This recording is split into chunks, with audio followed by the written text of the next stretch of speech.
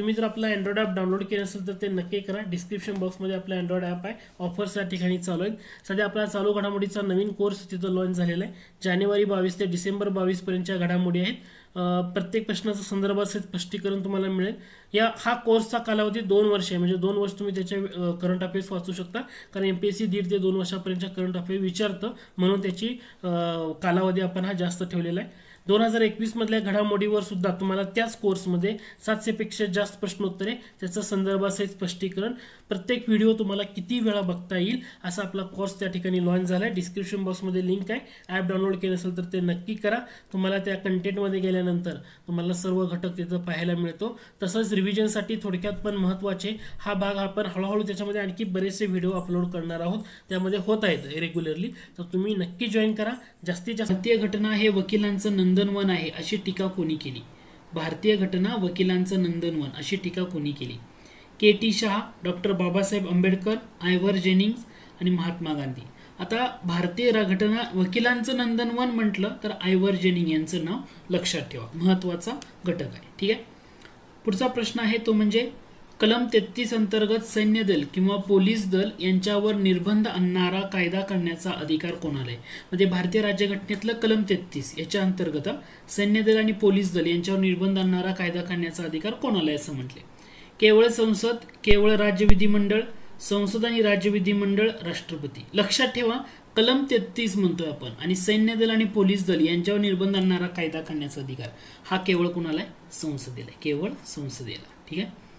पुढचा प्रश्न आहे, पुढील तरतुदी घटनेच्या कोणत्या कलमावर आधारित आहेत? राज्य एका विशिष्ट धर्माला आश्रय देऊ शकत नाही, पण राज्य सर्व धर्माच्या वाढीसाठी प्रयत्न करू शकतं.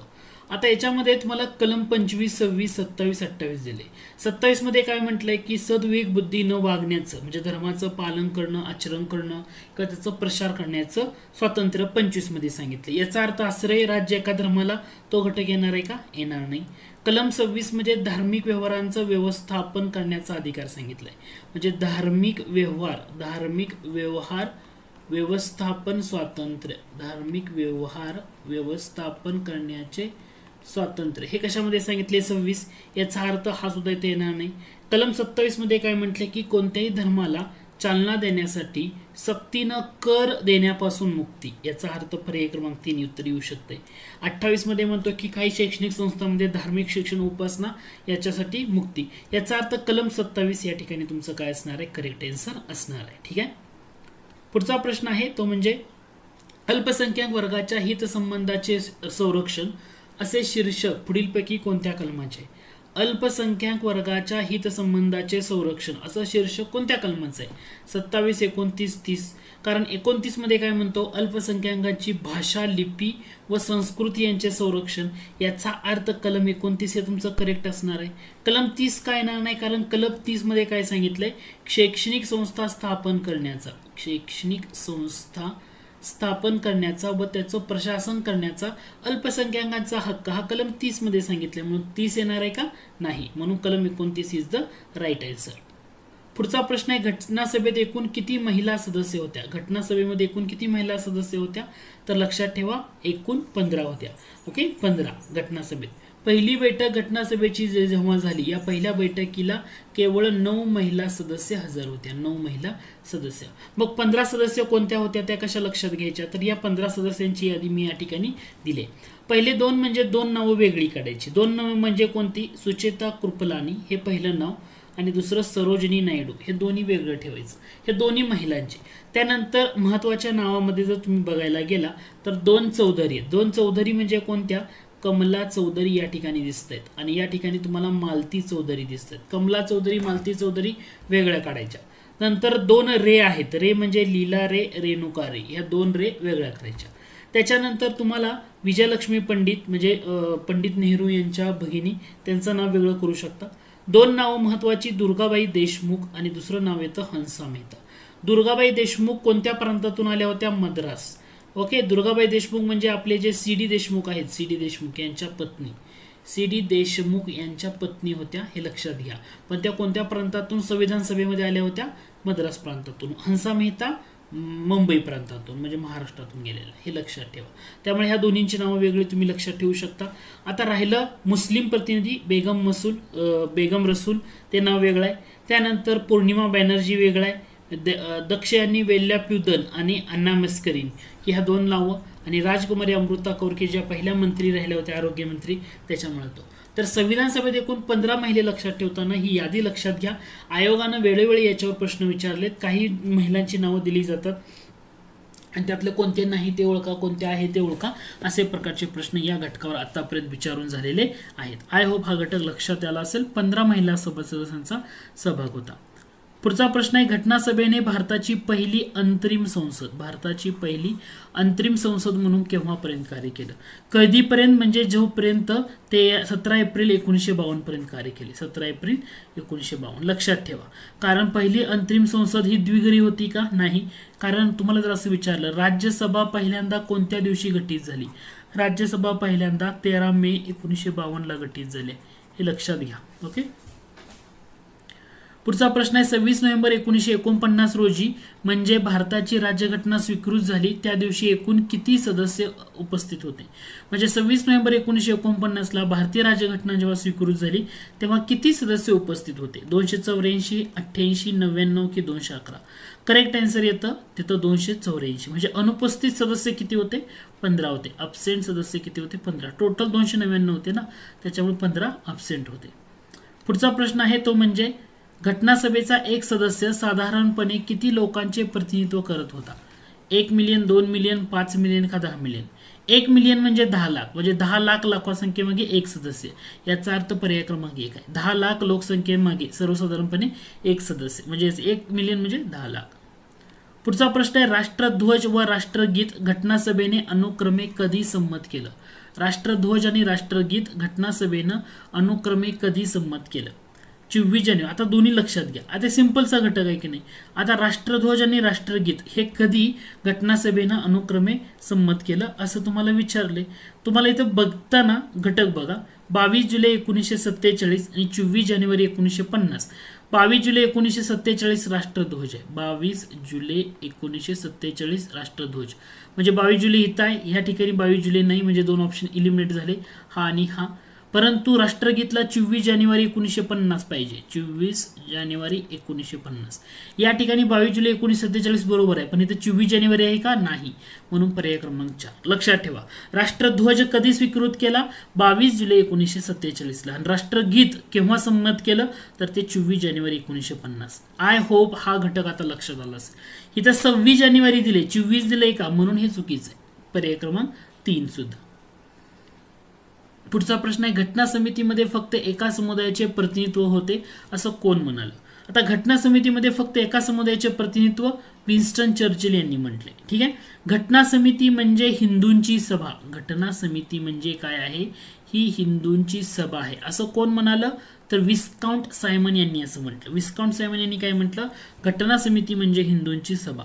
घटना समिती म्हणजे काँग्रेस. घटना समिती म्हणजे काँग्रेस आणि काँग्रेस म्हणजेच भारत. काँग्रेस म्हणजेच भारत असं कोण म्हणालं? ग्रॅनव्हिल ऑस्टिन. घटना समिती म्हणजे काँग्रेस आणि काँग्रेस म्हणजे भारत असं कोण म्हणाल? म्हणजे घटना समितीबाबत 3 विधान आहेत, 3 लोकांनी केलेली, फक्त लक्षात घ्यायची. ग्रॅनव्हिल ऑस्टिन यांनी काय म्हटलं? घटना समिती म्हणजे काँग्रेस आणि काँग्रेस म्हणजेच भारत असं त्यांनी म्हटलं. विस्काउंट सायमन यांनी काय म्हटलं? घटना समिती म्हणजे हिंदूंची सभा. आणि विन्स्टन चर्चिल यांनी म्हटलं घटना समितीमध्ये फक्त एका समुदायाचं प्रतिनिधित्व होतं. हा घटक इथं लक्षात घ्या. पुढचा प्रश्न आहे, खालीलपैकी घटना समितीमधील कोणत्या समितीचे अध्यक्ष सरदार वल्लभभाई पटेल नव्हते? आता सरदार वल्लभभाई पटेल संघाचे नेहरू, प्रांताचे पटेल, हे लक्षात घ्यायचं. संघाचे नेहरू, प्रांताचे पटेल. म्हणजे जेव्हा तुम्हाला असं विचारलं जातं ना या घटकावर, म्हणजे आता प्रांतिक राज्यघटना म्हणजे पटेल होते. ठीक आहे. ह्याच्यासाठी मूलभूत हक्क उपसंपेक समिती होते. संस्थाने वाटाघाटी समितीचे अध्यक्ष पंडित नेहरू होते. संस्थाने वाटाघाटा समितीचे अध्यक्ष पंडित नेहरू होते. या ठिकाणी सरदार पटेल नव्हते. ठीक आहे. पर्याय क्रमांक 1 बरोबर. पुढचा प्रश्न आहे, खालीलपैकी केव्हा डॉक्टर राजेंद्र प्रसाद यांची भारताचे पहिले राष्ट्रपती म्हणून निवड झाली? डॉक्टर राजेंद्र प्रसाद भारताचे पहिले राष्ट्रपती म्हणून त्यांची निवड कधी झाली? 22 जानेवारी 47, 22 जुलै 47, 24 जानेवारी 50 का 22 मे 1949? 24 जानेवारी 1950. पुढचा प्रश्न आहे, डॉक्टर बाबासाहेब आंबेडकर यांनी मसुदा समितीचा अंतिम मसुदा केव्हा जाहीर केला? आता मसुदा समितीची स्थापना कधी? 29 ऑगस्ट 1947. तुम्हाला विचारले अंतिम मसुदा, याचा अर्थ पहिला ऑप्शन येणार आहे का नाही? अंतिम मसुदा त्यांनी 4 नोव्हेंबर 1948 जाहीर केलेला होता, कारण पहिला मसुदा आलता फेब्रुवारी 48, दुसरा आलता ऑक्टोबरला. लक्षात आहे, म्हणजे 4 नोव्हेंबर 1948 डॉक्टर बाबासाहेब आंबेडकरांनी मसुदा समितीचा अंतिम मसुदा जाहीर केला. भारताचे संघराज्य हे पूर्णपणे संघराज्य नाही आणि पूर्णपणे एकात्म राज्यही नाही, परंतु या दोन्हींचा संगम असलेले आहे, असं वर्णन कोणी केलं? आता मॉरिस जोन यांनी भारतीय संघराज्याचं वर्णन केलं होतं वाटाघाटीचे संघराज्य. याचा अर्थ पहिलं ऑप्शन येणार आहे का? नाही. भारतीय संघराज्य हे वाटाघाटीचे संघराज्य आहे असं कोण म्हणालं? Morris Jones. म्हणजे येणार आहे का? नाही. के.व्ही. राव यांनी म्हटलं होतं केंद्रीकरण असणारे संघराज्य. भारतीय संघराज्य हे काय आहे? केंद्रीकरण असणारे संघराज्य. म्हणजे इथं दोन्हींचा संगम आहे का? नाही. याचा अर्थ येणार नाही. ग्रॅनव्हिल ऑस्टिन यांनी काय म्हटलं? भारतीय संघराज्य हे सहकारी संघराज्य आहे. हे काय आहे? सहकारी संघराज्य आहे असं ग्रॅनव्हिल ऑस्टिन म्हणाले. याचा अर्थ हे सुद्धा येणार नाही. म्हणजे काय झालं? दुर्गादास बसू हे उत्तर झालं, कारण 3 पर्याय येत नाहीत, म्हणजे चौथा डेफिनेटली असणार आहे. पुढचा प्रश्न आहे, खालील विधानातून योग्य विधान ओळखा असं म्हटलंय. कलम 25 ने व्यक्तिगत धार्मिक स्वातंत्र्याची हमी दिलेली आहे आणि कलम 26 ने सामूहिक धार्मिक स्वातंत्र्याची हमी दिली. आता कलम 25 काय म्हणतो की आपण सद्विवेक बुद्धीनं धर्माचं आचरण करणं, पालन करणं आणि प्रचार व करण्याचा स्वातंत्र्य दिलंय. म्हणजे हा हक्क कसा असणार आहे? व्यक्तिगत आहे. म्हणजे पहिलं विधान बरोबर आहे. बरोबर. आता हा कलम 25चा हक्क भारतीय नागरिकांना असणार आहे का? भारतीय नागरिकांना डेफिनेटली, आता भारतीय नागरिकांना तर असणारच आहे. मग प्रश्न असा आहे, परकीय नागरिकांना असेल का कलम 25चा हक्क? उत्तर काय असणार आहे? परकीय नागरिकांना. कारण परकीय नागरिकांना, फक्त भारतीय नागरिक, त्या ठिकाणी परकीयांना नसतं. असं आर्टिकल कोणते? असं आर्टिकल 15, 16, 19, 29 आणि 30 हे एकूण 5 आर्टिकल आहेत की ह्या आर्टिकलमध्ये फक्त भारतीय नागरिकांना हक्क आहे, परदेशांना नाही. हे इथं लक्षात घ्या. आता कलम 26 काय म्हणतो? धार्मिक व्यवहारांचं व्यवस्थापन करणं. धार्मिक व्यवहारांचं व्यवस्थापन करण्याचे स्वातंत्र्य, म्हणजे हे काय? धार्मिक व्यवहारांचं स्वातंत्र्य म्हणजे सामूहिक. याचा अर्थ हे सुद्धा बरोबर आहे. म्हणजे दोन्ही विधानं काय असणार आहे तुमची? बरोबर असणार आहे. पुढचा प्रश्न आहे, कलम 43A औद्योगिक व्यवस्थापनामध्ये कामगारांचा सहभाग हे कलम कोणत्या घटना दुरुस्तीनं समाविष्ट करण्यात आला आहे? कलम 43A औद्योगिक व्यवस्थापनामध्ये कामगारांचा सहभाग कोणत्या घटना दुरुस्तीनं आलं? लक्षात ठेवा, हे 42व्या घटना दुरुस्तीनं आले. 42वी घटना दुरुस्ती 1976. जर तुम्हाला असं विचारलं कलम 43B सहकारी संस्थांना चालना देणं हे कोणत्या घटना दुरुस्तीनं ऍड केलं? सहकारी संस्थांना चालना देणं कोणत्या घटना दुरुस्तीनं ऍड केलं? मग तुमचं उत्तर असणार आहे 97वी घटना दुरुस्ती 2011. या घटना दुरुस्तीनं 43B म्हणजे सहकारी संस्थांना चालना देणं हे ऍड केलं. आता लक्षात आहे, 43A विचारलं तर काय लक्षात ठेवायचं? 43B विचारलं तर 43A म्हणजे 42वी घटना दुरुस्ती आणि 43B म्हणजे तुमचं 97वी घटना दुरुस्ती. ठीक आहे. पुढचा प्रश्न आहे, सरनामा असलेली जगातली पहिली राज्यघटना कोणती? भारतीय, ब्रिटिश, अमेरिकेची, कॅनडाची. लक्षात ठेवा, अमेरिकेची राज्यघटना. सरनामा असलेली जगातली पहिली राज्यघटना म्हणजे अमेरिकेची राज्यघटना. खालील विधानातून योग्य विधान ओळखा. 36वी घटना दुरुस्ती 1975 अन्वये सिक्कीम भारताचे 22वे राज्य निर्माण झाले. बरोबर आहे का? डेफिनेटली 22वे राज्य झालं 36व्या घटना दुरुस्तीनं.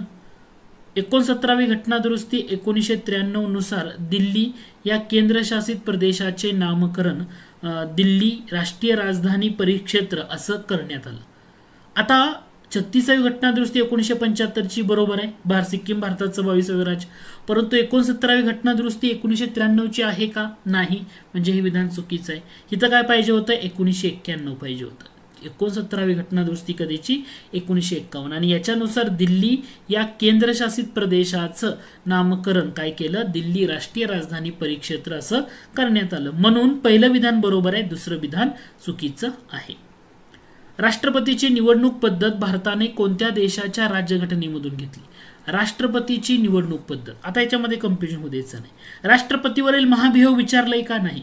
जर तुम्हाला राष्ट्रपतीवरचा महाभियोग म्हटलं असतं, राष्ट्रपतीवरील महाभियोग, मग तुमचं उत्तर काय आलं असतं? USA उत्तर आलं असतं. बरोबर, USA. परंतु राष्ट्रपतीची निवडणूक पद्धत म्हणजे आयर्लंड देशाच्या राज्यघटनेमधून आपण ते घेतलेलं आहे. हे तुमचं इथं क्लिअर होईल. ठीक आहे.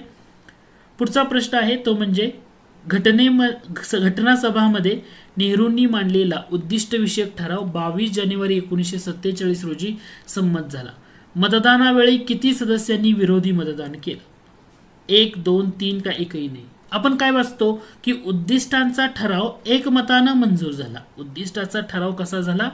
एकमतानं मंजूर करण्यात आला. एकमतानं मंजूर करण्यात आला. जर उद्दिष्टाचा ठराव एकमतानं मंजूर करण्यात आला तर त्या ठिकाणी कोणी विरोध केला असणार आहे का? नाही. म्हणजे एकही नाही हे तुमचं करेक्ट आन्सर आहे. लक्षात येतं. मग हा उद्दिष्टांचा नेहरूंनी मांडलेला उद्दिष्टांचा ठराव म्हटले कधी मांडला होता? तर उत्तर असणार आहे 13 डिसेंबर 1946 रोजी. लक्षात ठेवायचं. आयोग कंपीज करतो 9 डिसेंबर 11 डिसेंबर देऊन. म्हणजे पंडित नेहरूंनी 13 डिसेंबर 1946 रोजी घटनासभेमध्ये उद्दिष्टांचा ठराव मांडला की जो ठराव 22 जानेवारी 1947 ला संमत झाला. संमत होताना तो एकमतानं मंजूर करण्यात आला. कसा करण्यात आला? एकमतानं मंजूर करण्यात आला. म्हणजे तुमचा इथं घटक काय असणार आहे? विरोध कुणी केला? विरोधी मतदान एकही नाही. हे तुमचं या ठिकाणी करेक्ट आन्सर असणार आहे. तर अशा प्रकारचे प्रश्न आहेत. आय होप हा घटक